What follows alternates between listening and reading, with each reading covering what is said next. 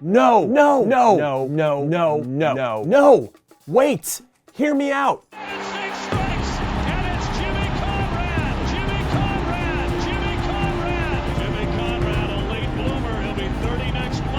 If Jose Mourinho wins a trophy with Tottenham, which would be the club's first in the last 13 years, how can you, me, everyone not consider him as the best manager of all time? If you remember, he took over at Porto in the middle of the season when they were in 5th place in 2002.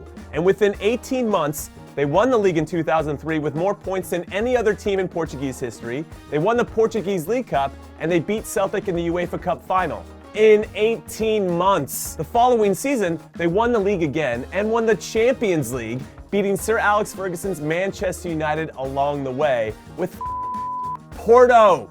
United had Giggs, Scholes, Van Nistelrooy, Cristiano Ronaldo, Rio Ferdinand, Roy Keane. It didn't matter. Now, they weren't the only team that Porto beat, but that one, for me, was the most impressive. After that, he goes to Chelsea, calls himself the special one, and I appreciate his confidence, and proves it in less than 12 months, helping Chelsea win the league for the first time in 50 years. Now, whether you like the guy or not, you have to respect that in particular. That is impressive. Then he goes to Inter Milan, and yes, I'm gonna skip the parts where he's abrasive in the media or having falling outs with the board or his players or the owners, and strictly focusing on his achievements on the field, because at the end of the day, this is a results-oriented business, and the results will ultimately be how you're judged. Anyway, so he goes to Inter and keeps Roberto Mancini's success going by winning Serie A for the 3rd consecutive season by 10 points, which is pretty impressive. And then the season after that, they win Serie A, the Copa Italia, and the Champions League. The first time Inter has done that in 45 years to win the treble. The first and only Italian club to achieve such a feat. You have to respect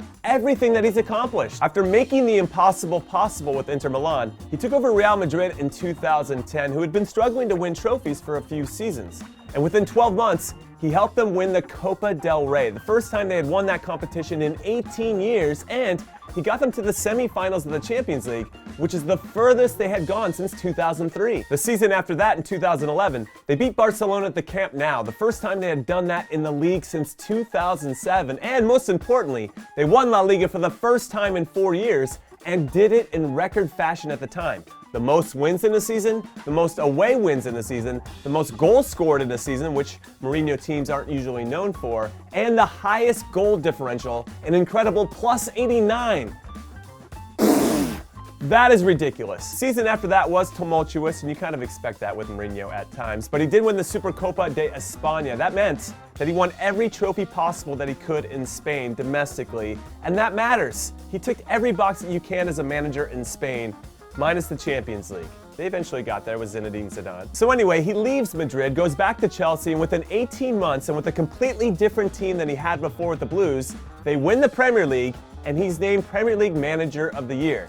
Now, 6 months later, he leaves the club, but let's focus on the positives, because 6 months after that, he joins Manchester United. And in less than 1 year, he helps them win the League Cup and the Europa League to become the first United manager to win a major trophy in his first ever season. Now, he's 1 game away from winning a trophy with Spurs, and since he's won 10 out of the 13 finals that he's ever managed in, I wouldn't bet against him. Also, I would be remiss if we didn't talk about the players he's signed at all the clubs he's been at, because it is significant. He brought Ricardo Carvalho and Paulo Ferreira to Porto and Chelsea, who were both very key guys to his early success. Didier Drogba, Michael Essien, Ashley Cole, and Petr Cech to the Blues as well, all club legends. Luka Modric and Angel Di Maria to Real Madrid. Paul Pogba and Fred, who is turning into a very important player for United this season in particular. Stud striker and hero Diego Milito to Inter. Nemanja Matic, Diego Costa, Cesc Fabregas for his second stint at Chelsea. And yes, sure, he had some misses too, like anyone else, but these guys were studs, or still are. But what about Pep Guardiola, who was in charge of the greatest team of all time, the 2009 Barcelona team that won 6 trophies in a calendar year and has helped revolutionize the game and how it's played? Come on, that team could have managed itself. Also, with all due respect to Pep, who I admire greatly, he still hasn't won something with a club that wasn't already winning, or a club that spends a lot of money, or with the greatest player of all time in his team. Also, times 2, he re-revolutionized the game.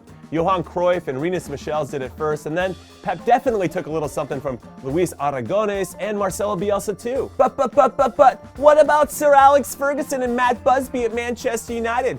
Bill Shankly and Bob Paisley at Liverpool? Jock Stein, Walter Smith, Zidane, Klopp, Omar Hitzfeld, Miguel Munoz, Brian Clough, Bobby Robson, the pioneer of Catenaccio in Italy, Nereo Rocco, Ancelotti, Marcelo Lippi, Elenio Herrera, Ernst Happel, Trapattoni, the list goes on and on and on and on and on and on and on and on and on and on and on and on and on. Okay, fine, he might not be the best manager of all time, but given what he's accomplished so far with so many different clubs and in so many different types of situations, and what I assume he'll do when he takes over a national team at some point in his career, by the end of it all, I truly believe he's going to be near the very top because winners win.